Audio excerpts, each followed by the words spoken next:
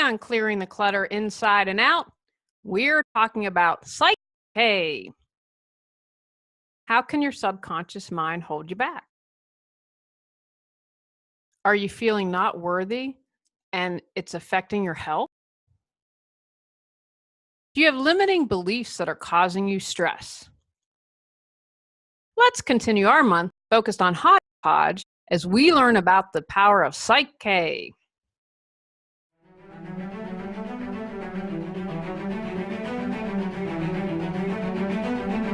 Ready to clear your clutter and share your gifts with the world? Every Tuesday at 1 p.m., join award-winning professional organizer, author, and certified life coach Julie Coraccio on Clearing the Clutter Inside and Out as she teaches you how to navigate the waters to declutter your life. Julie Coraccio destroys the box and examines clutter in all areas.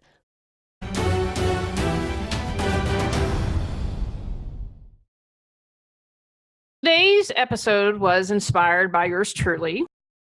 I am currently working with today's guest, and how this came about was when I was doing last month, in April's episode, I had found that Bruce Lipton interview, and I'm going to encourage you, I know some of you like the shorter podcast, worth the hour long to listen to Bruce, and I reread his 10th anniversary edition. So anyway, I'm rereading it, and it talks about Psych K. Did a consultation over the phone. She had me fill out a form, and the reason I read about Bruce and his power, and then before I decided to work with Teresa, she's like, watch these short videos. And so one video showed the power of a woman was pregnant with the embryo, and as a couple was fighting, how that affected the child. I was completely blown away by that because they did a scan or x-ray or whatever it was, and you see the baby reacting.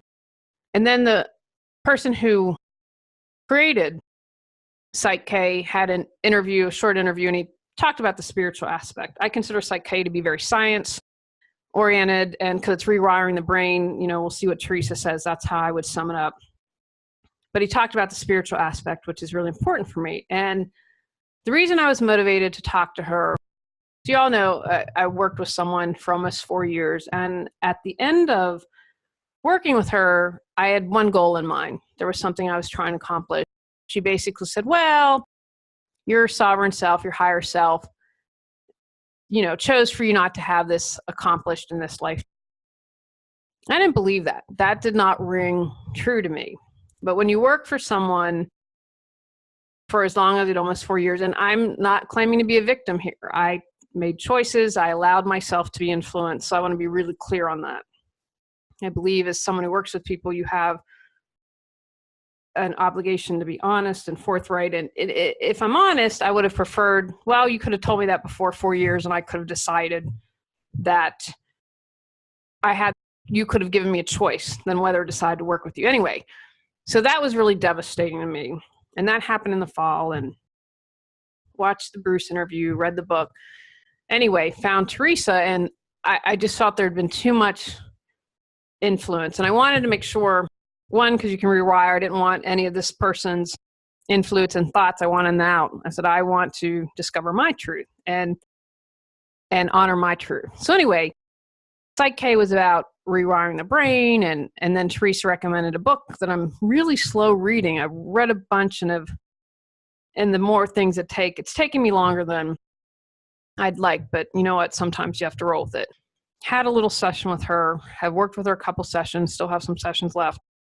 And through muscle testing and rewiring and doing things to reset my brain, because I've said often, you can learn how to get organized. You can learn how to clear your clutter. It's a skill I believe I'm just kind of innate. That doesn't mean you can't learn it. And I've been so impressed with Psych K. I'm looking at taking their beginning class, and really bummed out because they had a class that was going to happen in Raleigh, but Tony's 50th birthday is that weekend, and I'm planning lots of fun stuff. So that was out. But if there's a class that's in the area, I'm really considering taking that because I'm so interested and fascinated. And so the work I've done with Teresa, I wanted to have her on as a guest. What I loved about it is the founder merges science and spirit, and he's coming from that spiritual perspective, which is really important to me. Teresa Bruni nationally recognized intuitive healer and health and wellness coach and speaker, is the missing piece to the wellness team of anyone suffering from chronic illness or pain who has not found relief through Western medicine alone. Teresa's path to becoming a healer became clear after battling a chronic condition that lasted nearly a decade, rendering her completely disabled. When she realized that the medical community simply didn't have the answers she needed, she knew she had to take matters into her own hands, and she did. Since discovering the missing pieces and being fully recovered since 1999, she is now on a mission to share what she learned to help and heal others. Welcome, Teresa. Thank you for having me, Julie. So let's get started because we've got lots of good stuff to talk about today. How does the subconscious mind work, and how can it be holding us back from creating the life we desire? Well, there's a lot involved in that, and I know our time is limited, so I'll try to just cut to the chase. Most of us know we have two minds, our conscious mind and then our subconscious mind. And we use our conscious mind all the time to make decisions, to write things down. Our subconscious mind, on the other hand, is running on autopilot. And the subconscious mind has two jobs. The first job is to keep us alive. So it keeps our heart beating, it keeps our digestive tract working. We don't have to think, oh my goodness, I have to stop and breathe. It's making our eyes blink. So its first job is to keep us alive, and its second job is to keep us safe and keep us out of harm's way. And so that's where the problems can often come from. From the time we are born, we begin to get programmed by people who are very caring and loving in most cases, and they want to keep us safe.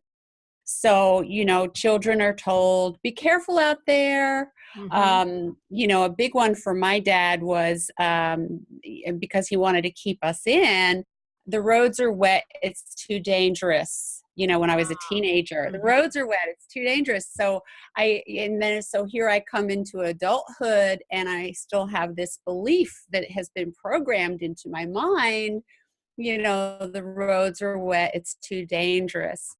These limiting beliefs come from all different types of places, that from our parents, our teachers, mm-hmm. clergy, even experiences. We've all had the experience where maybe we walk into a room and everyone bursts out laughing, and we immediately assume that they're laughing at us, when really they're not. Something happened right before we walked into the room.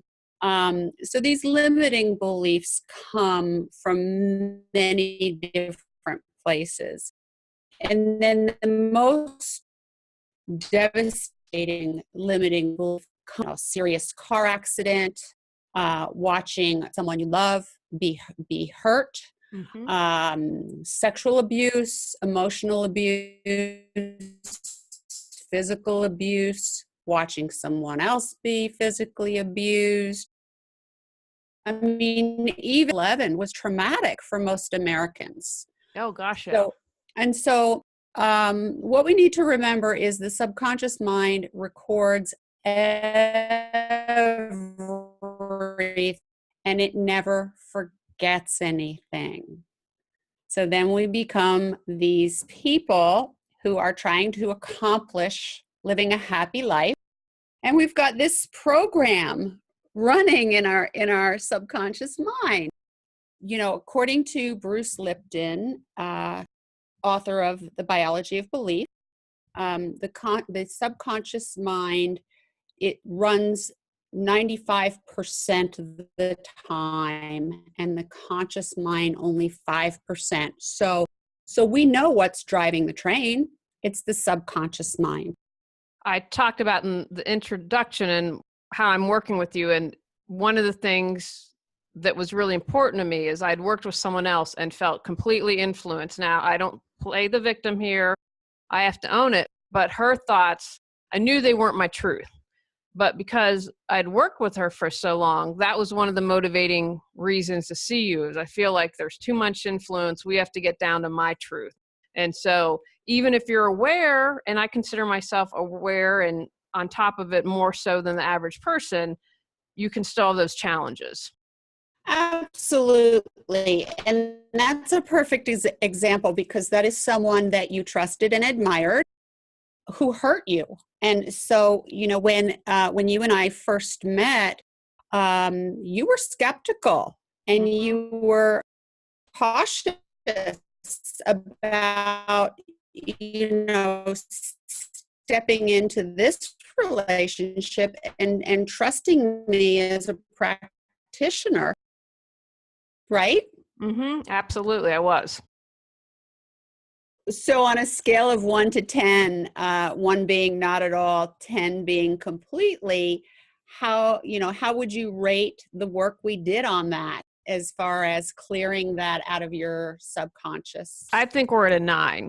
There's probably, which for me is pretty good because our work is ongoing. So I still have so looking at it as a whole, and sort of some things that I want to clear. But, we do the kinesiology and the muscle testing, and I trust that because I know that was aware of that before meeting you and I trust that even if I have some lingering thoughts or things come up, I'm like, if it's cleared at the core level, we're good to go. That's what's important. Yeah. So, and can we take a moment to explain to people applied kinesiology and muscle testing? So these are applied kinesiology has been around probably for 25 years, maybe a little bit longer. So anyone who is interested can do some research on the internet. We commonly call it muscle testing these days. And your body is brilliant, okay? Your body knows all. And so through muscle testing, we can communicate with the subconscious and ask questions to find out where the blocks are or what blocks might be there. So anyone who is interested in that, we don't have time for a demonstration. They can simply, do some Google searches and do some research on that. I'm certified in muscle testing, and I also I'm certified in self-muscle testing as well. So I can test on my own behalf. When you're here, when a client is here in my office, I muscle test on the client's body, using their arm. As you know, I ask you to hold your arm out and we test. But I can also, I'm also trained to muscle test via a surrogate, and which means I can work with people remotely. So I've worked with people as far away as South America, and even I had a client from New Zealand, so it's pretty cool. It's wonderful. Now, one of the things that you talk about that I really appreciate is you see unworthiness as the most limiting belief. And when I talked a lot on this podcast, I found throughout my life that I feel whatever's going on in our life, we can boil it down to not feeling good enough, worthy enough for love. So how does feeling unworthy, because I believe we all have it at different, as I've worked throughout my life, there are layers to it. But how does that lead to fear? Because fear stops us from creating the life we desire. Right. So they're completely linked. Let's say, we'll call it shyness. Okay. So let's say a person is shy. They have a fear of walking into a room full of people. So that shyness can be, sometimes it's just a trait, a person might just be commonly shy. I'm using it more as a general term. But when that translates into unworthiness, it stops us in our tracks from achieving all kinds of things. So, maybe you want to go in and ask your boss for that raise that you deserve, but you don't feel worthy. Or, maybe you see, I don't know, maybe a car goes by and you say to yourself, wow, I'd love to own a car like that. But then this voice immediately, this voice in your subconscious comes up and says, you'll never be able to afford that.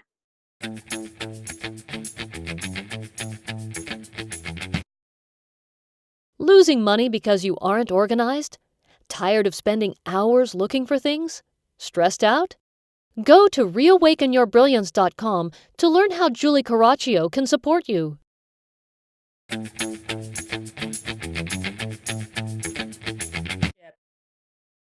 Maybe you're stuck in a relationship, but you feel as though you don't deserve any better.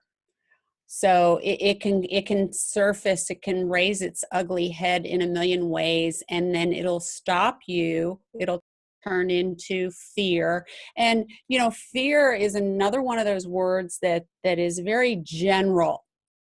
So I can't think of his name. Gary Zukav says there are only two emotions, love and fear.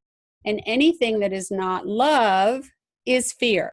So, that encompasses a lot. Depression, anxiety, it just, the spectrum is just so huge. So what happens is fear just keeps us stuck. And we're not going to ask for that raise. We're not going to go out and open ourselves up to all the wonders that this world has to offer us because we're afraid.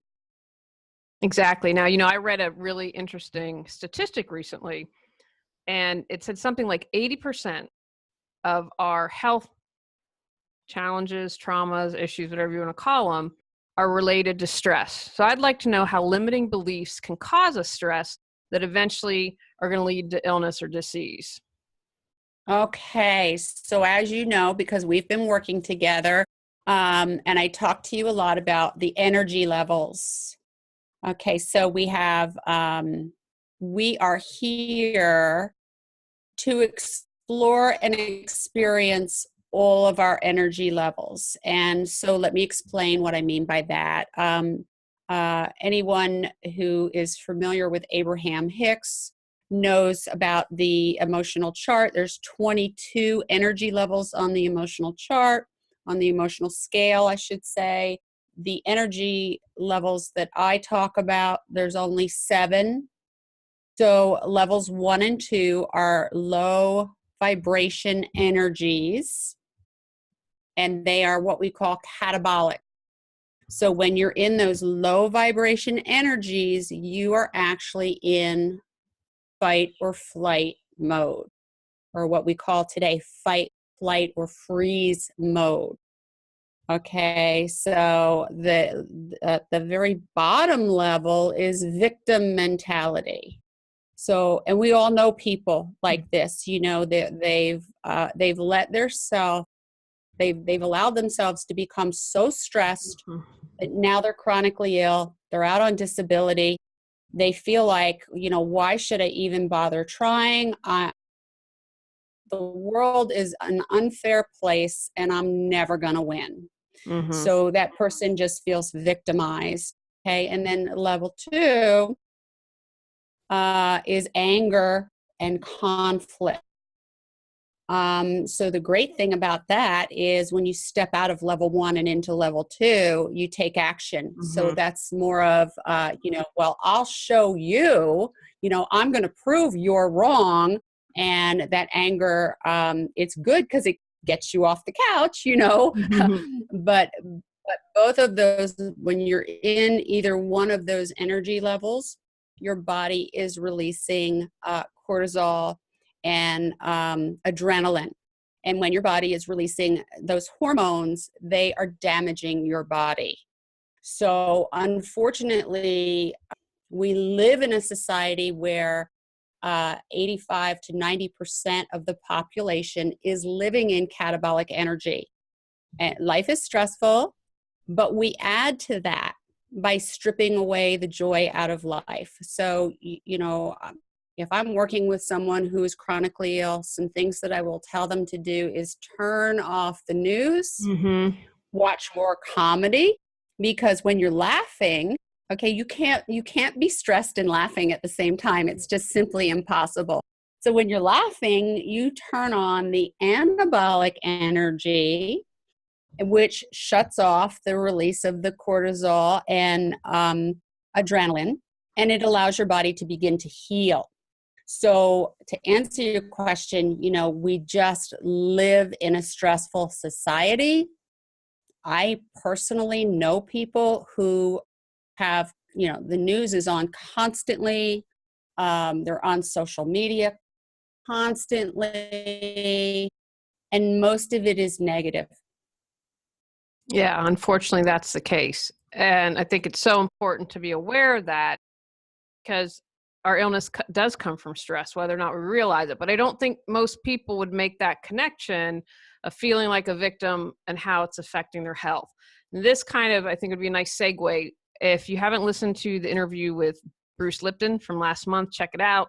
For those of you like shorter podcasts, I just encourage you can listen to it a couple of different days. But how does your work, we're going to talk about Psych K specifically in a moment, but how does what you're doing relate to what Bruce talks about? I just love Bruce. He was a pioneer, and he discovered way back that we have the ability to change our DNA. We are not a victim to our genes. We all know that person who is fearful of getting breast cancer because her mother had breast cancer, her sister had breast cancer, her grandmother had breast cancer. Bruce has proven that we have the ability to change our DNA. And so that person does not have to be a victim to that DNA. And so, Bruce says in his book, there are several methods of changing your DNA. His favorite happens to be Psych K. And it's through that book that I actually discovered Psych K, and then was just so impressed with it, decided to become a practitioner. Oftentimes when people get sick, they blame outside forces. And, the viewers, our listeners should know that I was chronically ill for 9 years and I was out on disability. Okay. So I was in that victim place. And, so I've been there. I know what it feels like. Through Psych K, we can uncover where these blocks, where these limiting beliefs are coming from, and then we can shift them. Well, I found. So did I?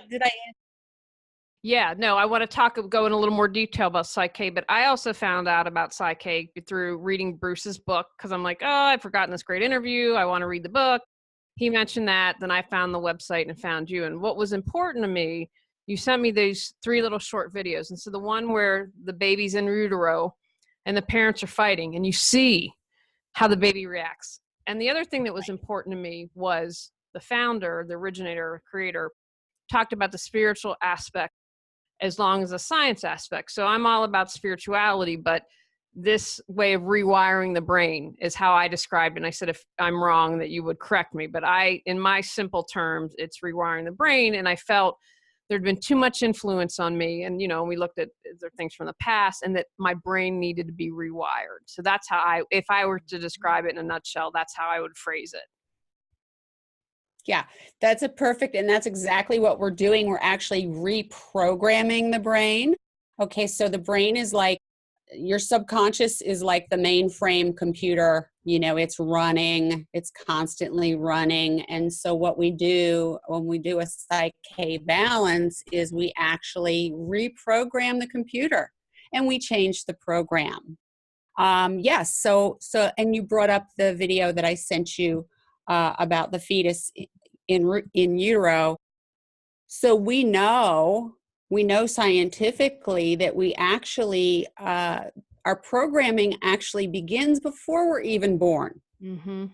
Okay. I don't mean to scare people, but we know this. So So I was working with a client and she told me that she had slightly deformed hips. She told me that her hips were turned slightly inward when she was born. Mm-hmm. And because of my studies and because of my work, I know that hips represent moving forward. And so I said to her, well, that's interesting. Do you know what your mom was going through when she was pregnant with you? And she said, yes, she was getting ready to leave my alcoholic father. Mm-hmm. So, here you have this woman, she's pregnant, her husband's an alcoholic. We're talking 45 years ago when things were more limiting for women, especially pregnant, single Yeah. women. So I'm sure her mom had a tremendous fear about moving forward. And so my client, she picked up on that energy and that fear that her mom had, and consequently was born with slightly deformed hips. Which you can completely understand based on that background. Yes. And so, and I want to interject here that sometimes we don't know. Okay. So let's say she was adopted. Let's say she was given up for adoption. She may never know why her hips are like that. And that's the great thing about Psych K is we don't need to know. We just need to know what the problem is. We don't have to go back and spend years in therapy digging up stuff. All we really need to know is, what do you think your limiting beliefs are and how would you rather feel instead? And then we can proceed.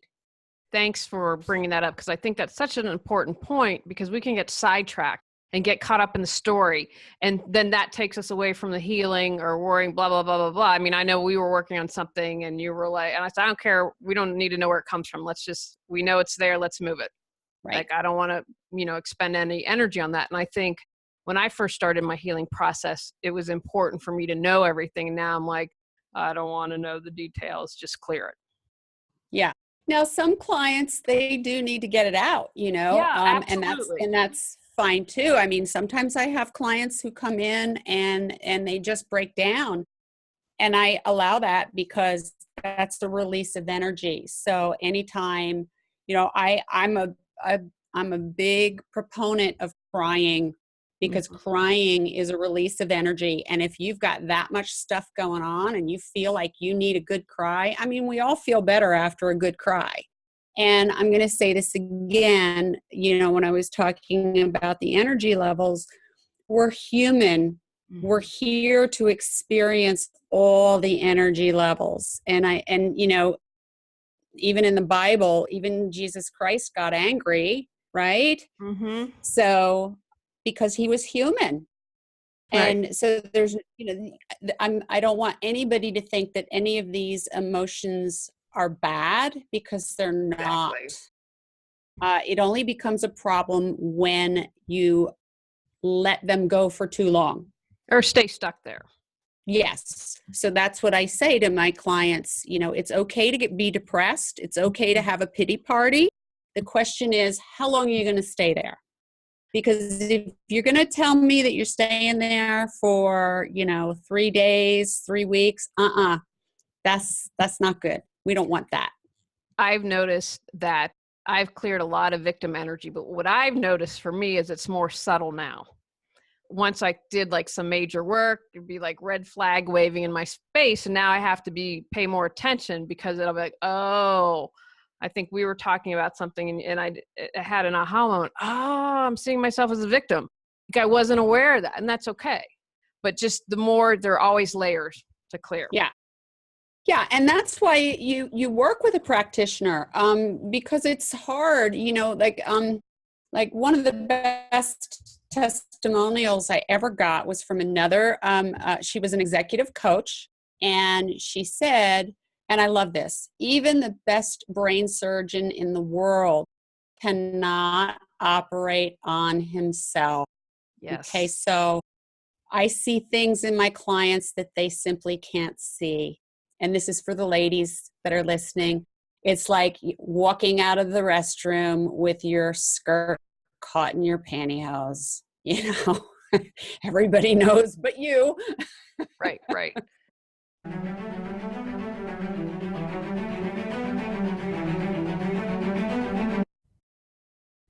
Do you keep saying you'll declutter, get organized, or pursue your dreams someday, but someday hasn't come? Learn how Julie Coraccio can support you at reawakenyourbrilliance.com.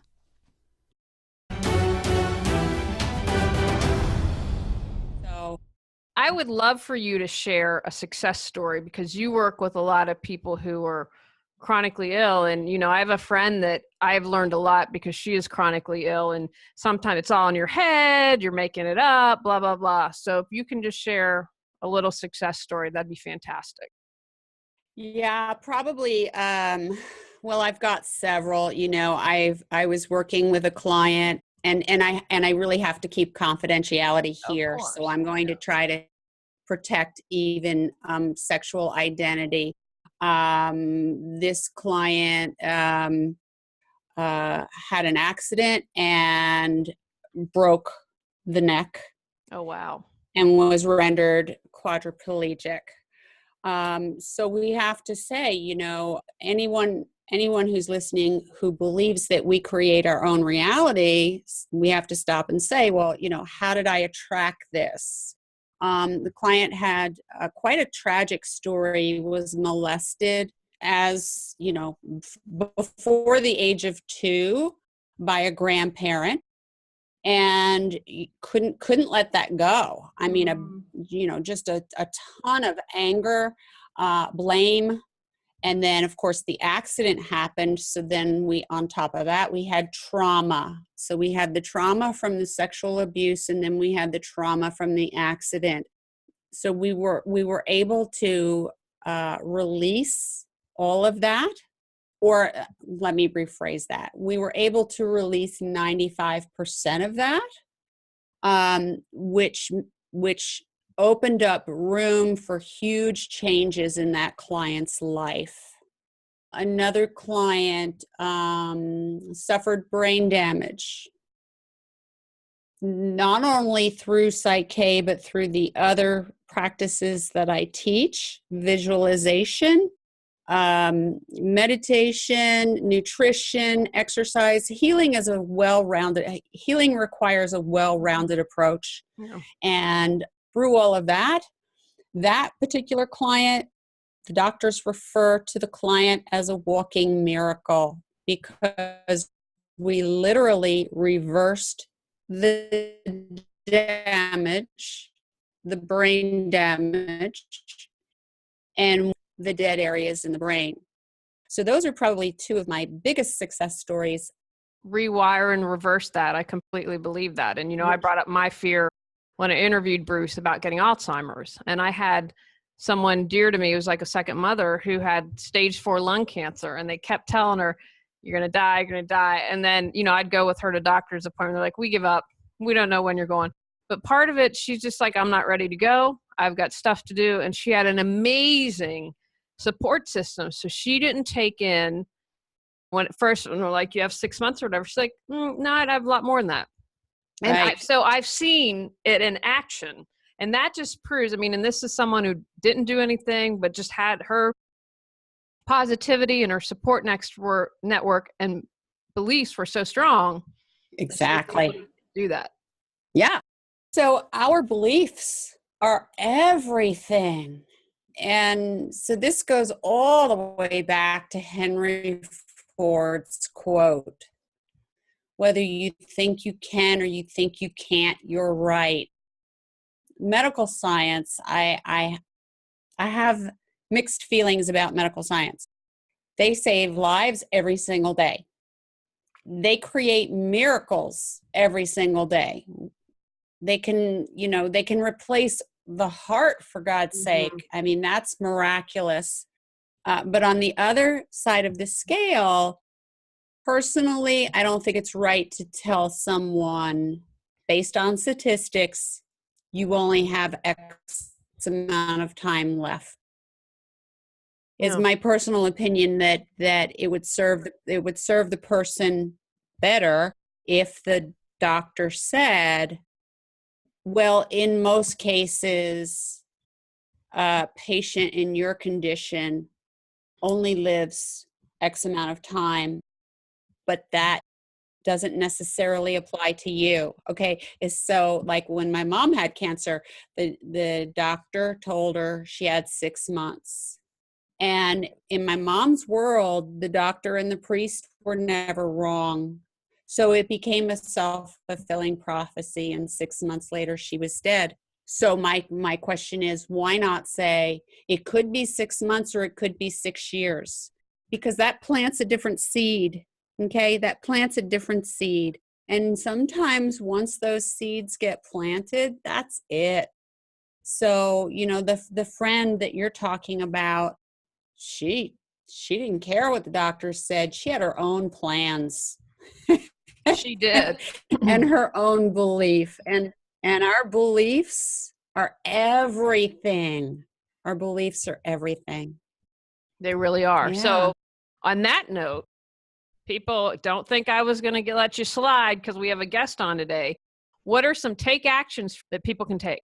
Okay, so the first take action that I would love for people to do is to start paying attention to that little voice in the back of your mind. Sometimes we refer to it. Listen for that voice. Again, I'm going to go back to the example of maybe you deserve a pay increase at work. And listen to that little voice that says, you're never going to get that. They don't appreciate you. That little voice will pop up many times throughout the day. You're not good enough. Mm-hmm. You'll never have the money for that. You're not worthy of a relationship like that. You'll never be able to retire. So start paying attention to that little voice. And when you hear it, challenge it. When you are in a low-lying energy level, when you're feeling fear, anger, frustration, stop and ask yourself, what am I thinking about? And then change that thought. So as an example, a very good friend of mine, fellow practitioner, spoke to her last week, and she had just finished a horrible customer service experience, and she was angry. And because she's a fellow practitioner, she understands that when she's at that level, it's releasing cortisol and adrenaline, and it's damaging her immune system. And so we talked, I said, okay, you're allowed to feel that way now, but how long are you going to stay there? That's your choice.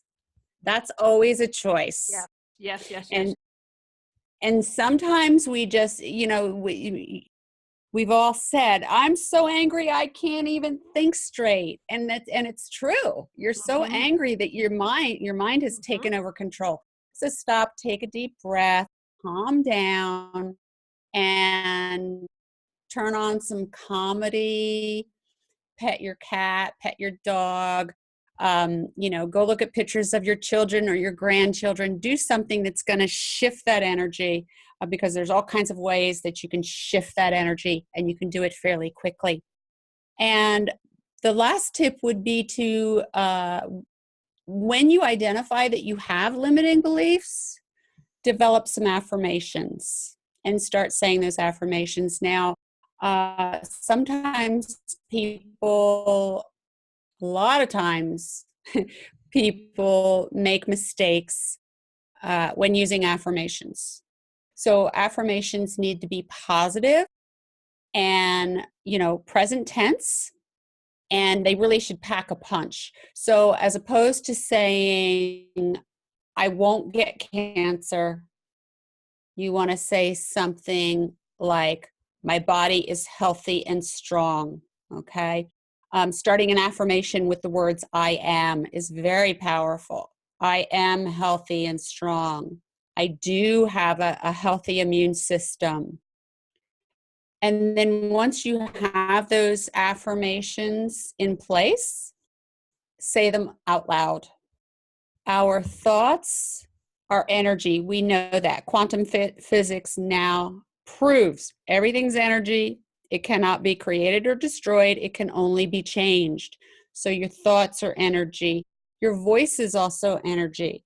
So, when I hear friends say negative things, or, you see it on Facebook a lot, I can't get out of my own way, and I immediately think, from your lips to God's ears. So watch what you say. Watch what you say. Speak in positive terms. Okay. So those are my 3 tips. Listen for that little voice in the back of your head so that you can identify those limiting beliefs. When you're in a low-lying energy vibration, identify and acknowledge that you're there, because you're human and it's gonna happen. And then pull yourself out of it by doing something positive, something calming, soothing. And then the third is to develop affirmations, but make sure that they're good affirmations, make sure they're worded properly, and say them out loud. And if all of that doesn't work, then I highly recommend contacting a Psych K practitioner and getting some balancing done. So on that note, tell us where people can find out more information about you. And I know that you're offering a free consult for our listeners and viewers. So please tell everyone about that.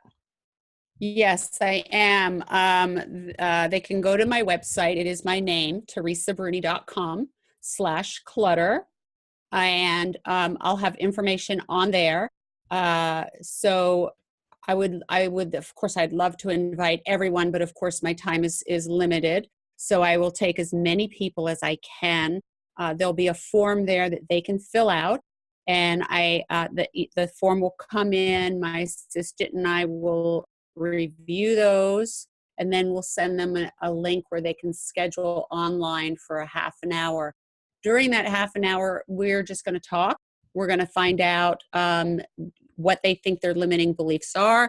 They can see how they feel about working with me, and I can also determine whether, I think we're a good fit. And then, different people, I love to interview people because different people have different needs. So, and because I'm highly intuitive, I can pretty much determine fairly quickly, how much work a person is going to do. I love success stories. So I don't want someone coming in for one session and then leaving and thinking that that's it. The originator of Psych K, Rob Williams, says that the average person needs about 7 sessions, because we're all, we all have layers of stuff that need to be peeled back. But I'd love to hear from your listeners, and I so appreciate you having me on the show. It's been a real honor. Well, it's been wonderful working with you, and thank you for that. And just so people know, I will put a link on YouTube. So if you're on YouTube, you can click straight there, and we'll also put a link in the liner notes. And on my website, I always post the episode, so there'll be numerous ways you have links that can click you and take you right there. On our next episode, we're talking about being on autopilot. Go out, clear the clutter to create the life you choose, deserve, and desire. Ready to live a more joyful and fulfilling life? Sign up for our newsletter and receive a free copy of 10 Steps to Clearing Clutter Inside and Out. Learn more at reawakenyourbrilliance.com. If you enjoyed today's episode, please rate and review Clearing the Clutter Inside and Out. See you next Tuesday at 1 p.m.